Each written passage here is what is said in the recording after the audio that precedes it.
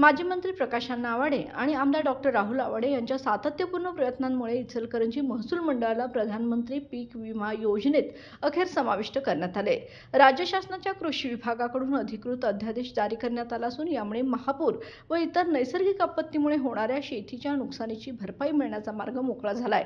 या निर्णयाबद्दल शेतकरी बांधवांनी दोन्ही आमदारांचा सत्कार करून मनःपूर्वक आभार मानले। या कार्यक्रमाला अनेक शेतकरी व स्थानिक मान्यवर मोठ्या संख्येने उपस्थित होते।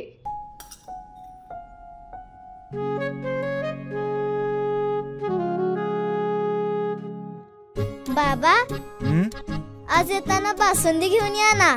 अगं, कालच आपण आईचा वाढदिवस होता म्हणून आणली होती ना। ऐकलं, गोकुळची बासुंदी पुन्हा खावीशी वाटतेय। खरं सांगू, मलाही खावीशी वाटतेय। पुन्हा पुन्हा खावीशी वाटणारी गोकुळ बासुंदी।